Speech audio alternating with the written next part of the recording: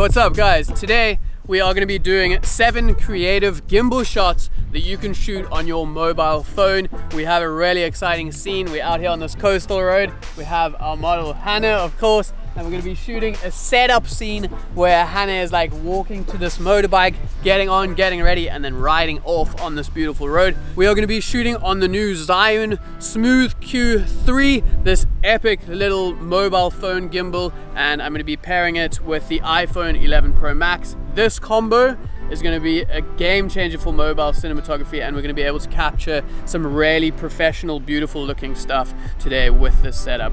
This gimbal is really nice for a couple of different reasons, one of them being that it completely folds away and you can unfold it like this. It has these really nice clipping mechanisms which allows it to stay locked when you guys are traveling and moving around.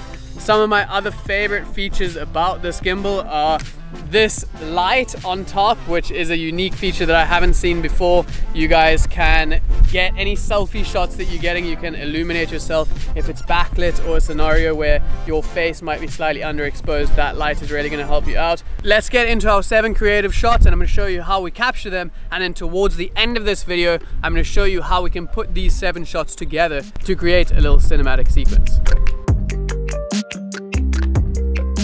Straight into it with shot 1 was an underslung tracking shot. Basically, we can flip the gimbal upside down so that it gets really nice and low to the ground, accentuating that movement and that feeling of rushing forward.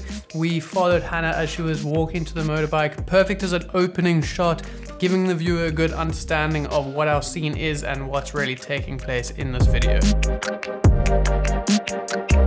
Shot 2 is a wrap shot. You can see for this shot that I wanted to just show Hannah getting onto that motorbike. By getting a lot lower on this shot, you can create a more interesting perspective where you're looking up at your subject rather than being just level with them.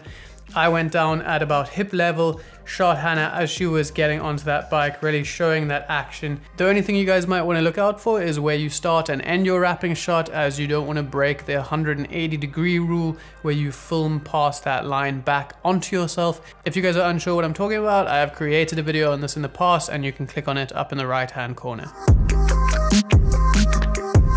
Shot 3 is a parallax effect, and basically what you're going to need to do here is pick either to move your camera in or out, and at the same time, by using the zoom toggle on the side of the gimbal, you can do the opposite zoom from the movement that you chose. So you can pull back and zoom in, and you'll notice that the background has this really unique looking shift as it kind of gets bigger or smaller, showing her face. It's a really nice intense look to have before she kind of rides off.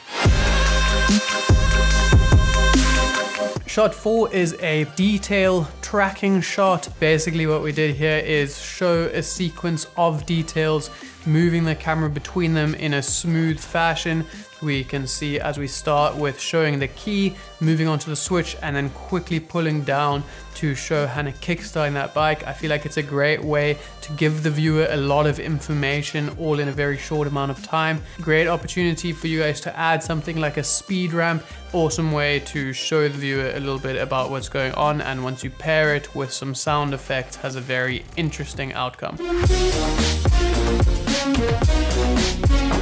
Shot 5 is a POV shot. The Smooth Q3 has multiple different modes, one of them being a POV style shot where you can lock the phone to kind of follow the tilt that you guys are going to be doing with the gimbal. For this one, I went with a Dutch angle looking at Hannah's hand, and as I punched in, I swung it around and had her rev at the exact same time. Very cool shot in my opinion, and really adds to that whole intense feeling as it whizzes past as she gives that motorbike a rev. Shot 6 is a high-speed tracking shot. If you guys didn't see the behind the scenes to this, you could almost think that we were driving in a tracking vehicle right next to her. In reality, as you guys saw, I was sprinting as fast as I possibly could down the road. We were still able to achieve a really stable shot. Remember that if you guys are going to be doing a tracking shot from on the side, it is a good idea to keep your subject on the back third as you don't want to push her up too close to the front of the frame and not allow any nose room. It's going to give a bit of a claustrophobic feeling. Awesome shot, and really impressed with how stable the footage was even when I was sprinting down the road.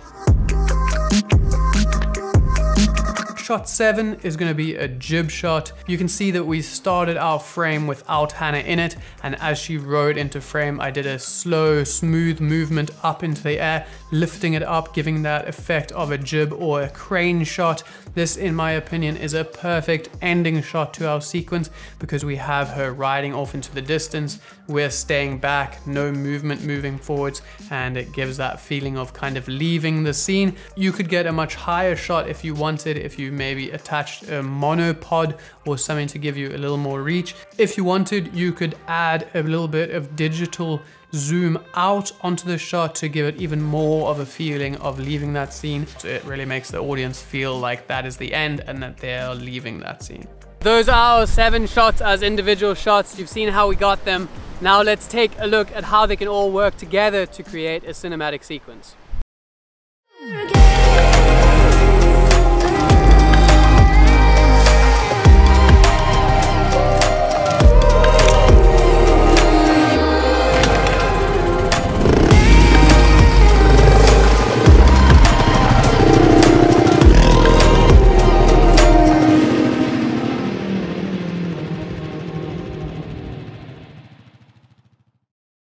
Okay, so that is the video all put together. I hope that you guys think the outcome is cool. We had loads of fun using this little setup. This gimbal makes it really easy to get smooth shots. Even when I was sprinting down the road, it kept really nice and smooth and just locked off. Awesome setup and perfect for getting like professional cinematic looking shots on your mobile filmmaking rig. If you guys want to find out anything more about the Zhiyun Smooth Q3, it's going to be linked down in the description. Other than that, I hope you guys enjoyed this video, hope you learned something new, and we will see you in the next one.